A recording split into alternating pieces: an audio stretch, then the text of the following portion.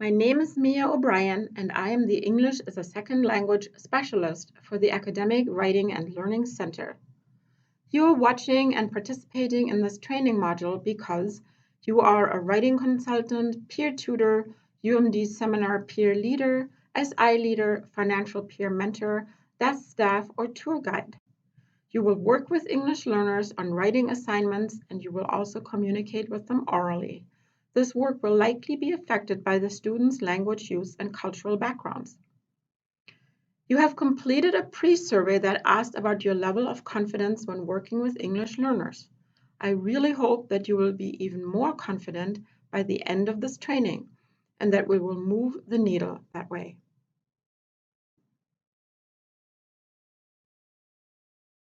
Our goal is to increase inclusivity at UMD. Let's start with your experiences, both awesome and challenging, as well as questions or comments. Do we have English learners in this group? I would love to hear from you.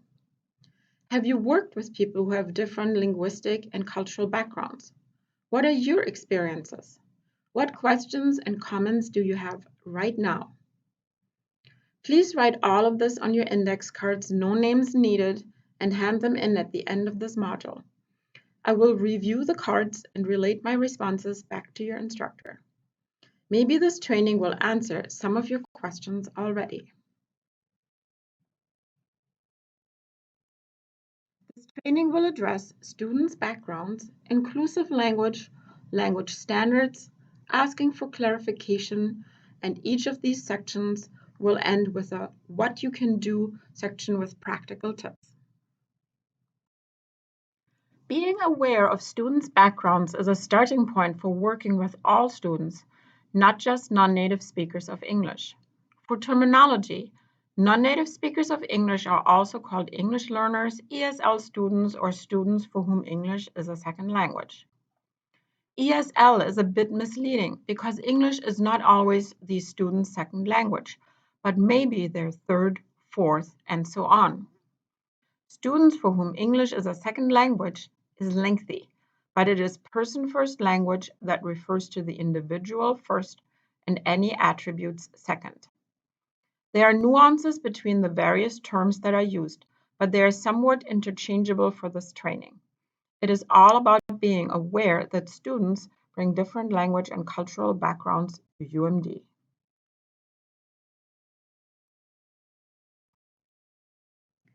It is helpful to realize that students for whom English is the second language can be very broadly divided into two groups: international students and US immigrants or residents.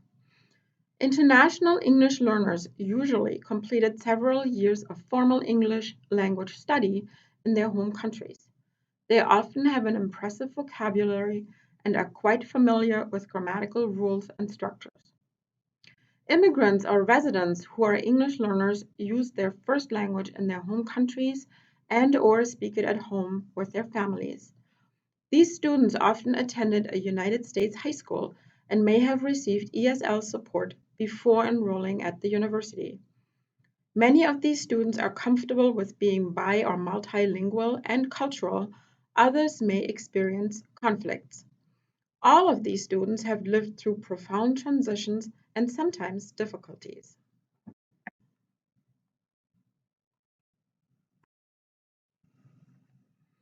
Both groups of English learners, along with many native speakers of English, may be unaccustomed to academic language structures or the complex language of university textbooks and journal articles. They then tend to emulate this language in their own writing, which takes them a long time and puts them in danger of plagiarizing. They may also be unaccustomed to the linear, thesis-driven organization that is conventional in academic writing in the US, or the critical analysis of an authority or existing body of knowledge that is common here. They may believe it is inappropriate for them, which makes it difficult for students to complete certain assignments, like a letter to the editor or an op-ed, for example.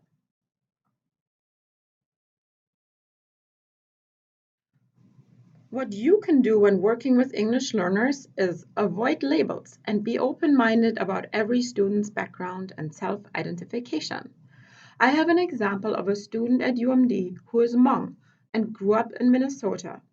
Hmong was spoken in his home, so he was technically an ESL student. He self-identified as a native speaker, though, because he also grew up with English. Anticipate a disconnect between spoken informal and written formal language. Listen and pay attention and be patient. When working on an assignment, ask the student to explain the assignment back to you. You may have experienced how explaining something to someone else shows whether you truly understand it yourself. This also clarifies the purpose of the assignment, the instructor's expectations, the terminology, and maybe the cultural context. More about that in the inclusive language section. Also, discuss American essay structure. It is linear and thesis driven, yet you may want to point out that this is not the only correct way to write.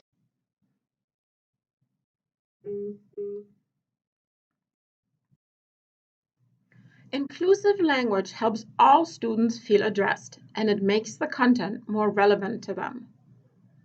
What population groups might be excluded in the absence of inclusive language?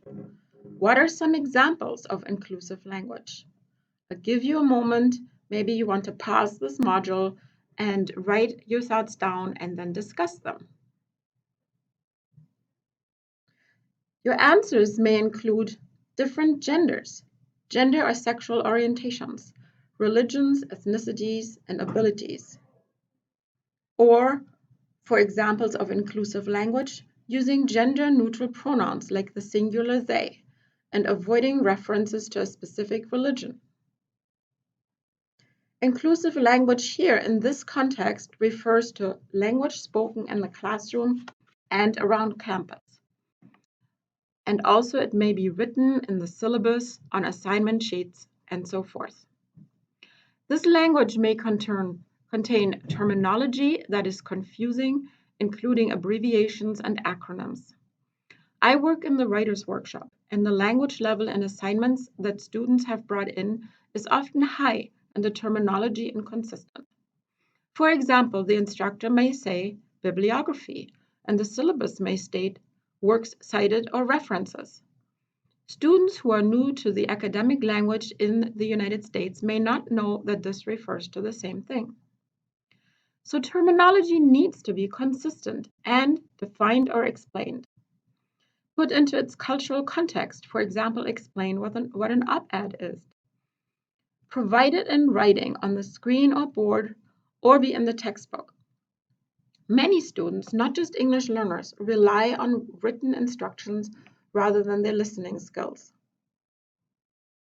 Language often contains cultural references specific to Western English-speaking cultures.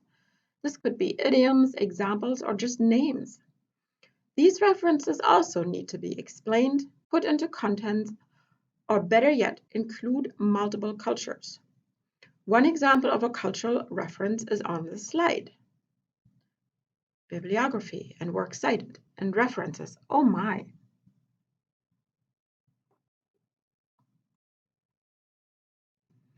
These following sentences, you have seen them in the pre-survey, contain cultural references specific to Western English-speaking cultures. Identify the references and decide what you can do to make the language inclusive. Again, you may pause the module and allow time for writing and discussions. Answers may include, explain the references to English learners, and include multiple cultures. Regarding names, I actually asked people or Googled first names in different languages and then used them in examples. Sometimes you can learn cool stuff. For example, my students and I came across the phrase that is at the beginning of English fairy tales, once upon a time. And the students from Korea told me that Korean folktales often begin with, in the old, old days when tigers smoked pipes.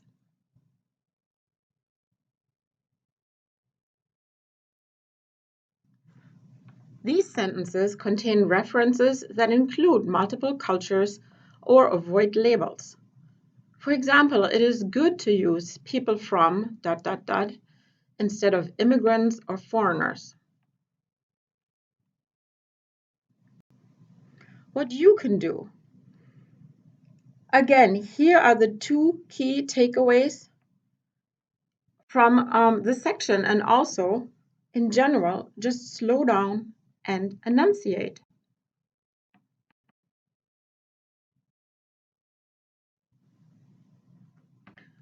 Our next section discusses language standards.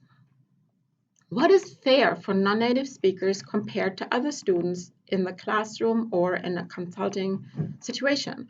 Those of you who work with English learners on writing assignments, such as peer leaders, peer mentors, and writing consultants, may wonder if the standards for English learners are lower. The answer is no. As you know, English learners should visit the Writer's Workshop for help with writing assignments at any stage in the writing process. Some strategies you may find there are: consider the big picture first. Consider the content, organization, and ideas of a paper, and then look at grammar and punctuation. This trains you to listen for and focus on students' voices and ideas. Then you point out easily fixed patterns of language errors. And lastly, you may directly correct errors that are less rule-driven, such as articles, prepositions, or idioms. Write longer comments and place them where the problem is. For example, write, "You need a thesis statement here," right where it should be, rather than just "thesis" at the end of the paper. Another suggestion is to specifically teach about plagiarism. Check out the links for supporting ESL writers on our Writers Workshop webpage. Also, ensure that English learners know about these services. Confirm that instructors are aware of the services and resources, and use the resources yourself. Asking for clarification. True or false? English learners are most comfortable if you pretend that you understood them, even if you did not. What is the right answer? And there is one. The right answer is that this is false. As I have heard from numerous non-native speakers, even if it is awkward, do not give up. Avoid asking, "Can you repeat that?" Instead, you need to hear it in different words. Say, "I didn't quite understand that. Would you explain it in another way?" English learners bring a wealth of content knowledge and life experiences. However, they likely cannot express themselves the way they are used to in their first language. This affects them in their classes, social interactions, and it eventually affects their self-image. Asking for clarification communicates a sincere interest in them and their opinions. It helps students find their voice and reach their full potential in their new linguistic and cultural environment. Similarly, learning students' names communicates a sincere interest in them. It has been directly linked to student success and will prevent that you inadvertently talk to or call on them less often. So do learn students' names, but how? Write down their names using phonetic spelling or the pronunciation as you hear it, any way that works for you, including stress. That's what that little apostrophe is for. So Jire, I would write down as Jire. Yejing, Yay, Jin. If possible, you can make a recording of the students' names on your phone, or you can use the recording your instructor that you're working with may have made. There's a new name coach tool in Canvas that they may use. And again, if the student is comfortable with that, you could make a recording of their name on your own phone. Many international students and immigrants choose American names, so ask what they truly prefer and show them that you're willing to learn their name.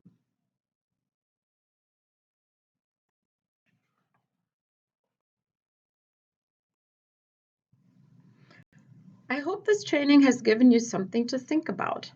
Here again are the key points that we addressed. If you have any questions, you know how to contact me. Please respond to this training. Put stuff on your index cards. It is time to turn them in at the end of this module, and I will respond. Thank you for your attention.